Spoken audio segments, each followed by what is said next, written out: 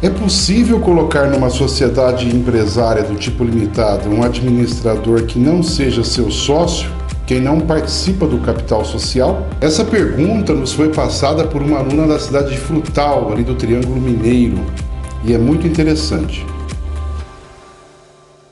Com a entrada em vigor do Código Civil de 2002, passou a ser possível a nomeação de pessoas não sócias para exercerem os cargos de administradores nas sociedades empresárias do tipo limitado.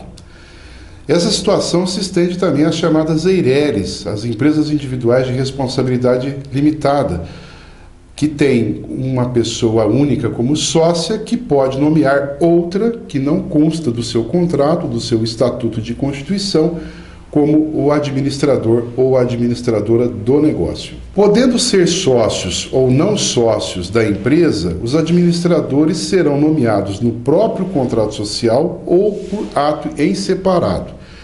E essa diferença de nomeação não é apenas teórica, ela traz efeitos fundamentais que eu vou explicar para você. Uma dessas diferenças é que, recaindo a nomeação na figura de um dos sócios ou de mais de um dos sócios, e constando do próprio contrato social, essa pessoa é investida de poderes em caráter permanente, são irrevogáveis e ela permanecerá exercendo a função por tempo indeterminado, só podendo ser destituída por justificado motivo. E o que pode ser considerado como justificado motivo? É a prática de algum ato contrário aos interesses da sociedade ou que prejudique a sociedade. Vamos a alguns exemplos. O sócio que faz retiradas ou que paga contas pessoais em detrimento da empresa, que faz uma confusão patrimonial. Esse é o motivo do afastamento possível. O sócio que desvia recursos em benefício próprio. O sócio que pratica operações arriscadas, que pode levar a empresa à falência, que pode impedir o prosseguimento das atividades dela. Além disso, pode ocorrer também de o sócio ser processado por algum crime que o impeça de continuar como administrador. Pode-se dar como exemplo por crime falimentar, por crime contra a economia popular, contra o sistema financeiro nacional, dentre outras hipóteses que a lei prevê. E pode acontecer também de o sócio ter o seu nome negativado e isso acarretar um problema para a sociedade que depende de crédito perante instituições financeiras. Quando acontece uma situação como essa, a solução que existe é buscar a demissão desse administrador e às vezes até desse sócio. Mas para se retirar os poderes desse administrador que está nomeado em caráter permanente não é tão simples. É necessário um procedimento. E esse procedimento deve assegurar à pessoa interessada, ao administrador que é acusado de algum ato contrário aos interesses da empresa, deve ser assegurado a ele o direito à ampla defesa, o chamado contraditório. Então perceba que é um pouco difícil cassar, demitir os poderes dados a essa pessoa. Por isso que se diz que ela terá uma administração ou permanecerá de uma forma mais estável na administração do negócio. Já a pessoa nomeada por ato em separado, ela pode ser demitida a qualquer momento. E não interessa o motivo, não é preciso dizer ou informar o motivo da demissão. Então, não precisando ser informado o motivo da demissão, não há necessidade de nenhum procedimento, não há necessidade de assegurar ampla defesa, contraditório, nada disso. Basta uma reunião de sócios ou uma assembleia de sócios que tenha como pauta esse assunto, a deliberação dos sócios no sentido da demissão e a retratação disso tudo numa simples ata que é levada a registro perante a junta comercial. Lembrando que a reunião de sócios é para a sociedade empresária do tipo limitada com menos de 10 sócios e a assembleia de sócios é para aquela sociedade empresária do tipo limitada com mais de 10 sócios.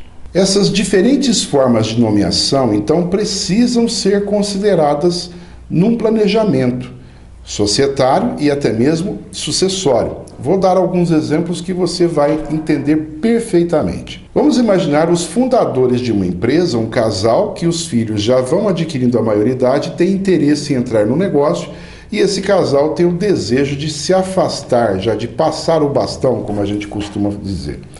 Esse casal pode efetuar a doação dessas cotas para esses filhos, podendo ou não reservar o usufruto. E fazendo a doação, eles deixando a condição de sócios, eles podem, apesar disso, continuar como administradores do empreendimento. Olha que interessante. Eles doam as cotas, deixam de ser sócios ou ficam apenas como usufrutuários das cotas, mas continuam como administradores nomeados no contrato. Isso dará maior estabilidade à função deles e um respeito maior pelos sucessores à figura deles como administradores. E para a destituição dessas pessoas será necessário, então, um procedimento específico e um fato grave, uma acusação de algum fato que leve a um conflito de interesses entre esses administradores e a sociedade. Diferentemente desse exemplo, as sociedades que estão buscando uma profissionalização, é recomendável que a nomeação dos administradores se dê por ato em separado. Por quê? Eles poderão ser demitidos a qualquer momento, sem nenhuma justificativa. Então a substituição será mais simples, mais prática. Agora, como que a gente materializa isso no documento? Quando a nomeação é feita no próprio contrato social, vai haver uma cláusula lá dizendo da administração da sociedade ou dos administradores, vão estar nomeadas as pessoas, vão estar indicados os seus nomes completos, a qualificação civil completa, com profissão, estado civil, numeração de documentos, endereço, e vai também haver aquela declaração de desimpedimento, que é aquela declaração que a pessoa afirma no sentido de que ela não está impedida de exercer aquela função, que é feita nos termos do artigo 1011 do Código Civil. Já na nomeação feita por ato em separado, no contrato social não vai aparecer o nome de nenhum administrador. Aparecerão, é certo, as regras da nomeação, o prazo, os poderes que esses administradores terão, mas os nomes deles não aparecerão no próprio contrato social, porque esse documento estará assinado tão somente pelos sócios. No documento em separado, que é a ata que retrata uma reunião ou assembleia de sócios ou uma deliberação tomada por escrito entre os sócios, nela constarão os dados completos do administrador, o seu nome, a sua qualificação civil, seus números de documentos, endereço e também a declaração de desimpedimento.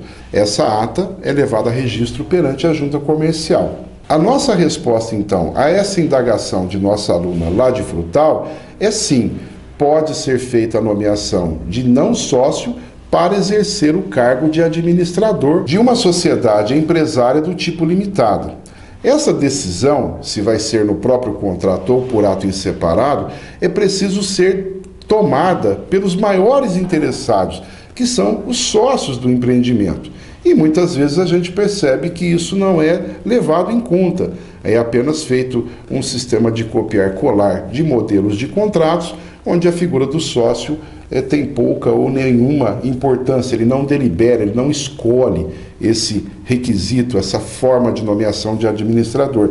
E isso pode ser fundamental para ele, né? Se ele quiser exercer de maneira contínua a administração, sem nenhum óbice, sem nenhuma interrupção, seu nome constará do próprio contrato social. Se ele quer nomear um terceiro, que ele quer demitir a qualquer momento, ele fará isso por ato em separado, mediante uma ata. Tem que haver uma escolha pelos maiores interessados, que são os próprios sócios da sociedade. É isso.